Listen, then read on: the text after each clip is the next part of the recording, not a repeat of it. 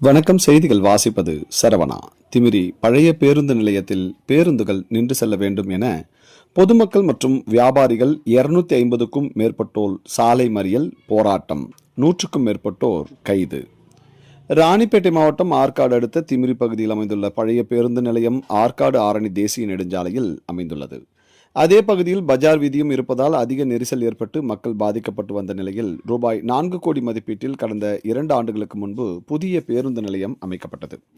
புதிய பேருந்து நிலையம் பழைய பேருந்து நிலையத்திலிருந்து சிறிது தூரத்தில் அமைந்துள்ள நிலையில் தற்பொழுது பேருந்துகள் பழைய பேருந்து நிலையத்தில் நின்று செல்லாமல் நேரடியாக புதிய பேருந்து நிலையத்தில் நின்று செல்வதால் பள்ளி மாணவ மாணவிகள், முதியவர்கள் மற்றும் பொதுமக்கள் நீண்ட தூரம் நடக்க வேண்டிய சூழ்நிலை ஏற்பட்டுள்ளதாக கூறி பழைய பேருந்து நிலையத்தில் நின்று செல்ல வேண்டும் என வலியுறுத்தி அப்பகுதி மக்கள் மற்றும் வியாபாரிகள் 250க்கும் மேற்பட்டோர் சாலை மறியலில் ஈடுபட்டனர்.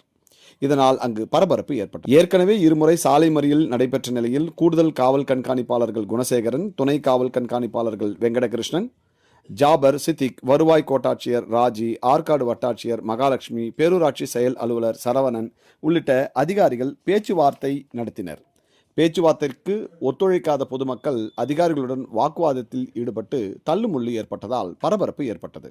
இதனால் ஆற்காடு ஆரணி சாலையில் 4 மணி நேரத்திற்கும் மேலாக போக்குவரத்து பாதிப்பு ஏற்பட்டது. பின்னர் ராணிப்பேட்டை காவல் கண்காணிப்பாளர் ஹைமன் ஜமால் தலைமையில் போலீசார் மற்றும் வருவாய் கோட்டாட்சியர் பேச்சுவார்த்தை நடத்தியும் சுமூக முடிவு எட்டாததால் திமிரி பேரூராட்சி மன்ற தலைவர் உள்ளிட்ட 150க்கும் மேற்பட்டோர் குண்டுக்கட்டாக கைது செய்யப்பட்டனர். பதட்டத்தை தவிர்க்க 100க்கும் மேற்பட்ட போலீசார் லத்தியுடன் குவிக்கப்பட்டனர். செய்திகளுக்காக டான் மேத்தா.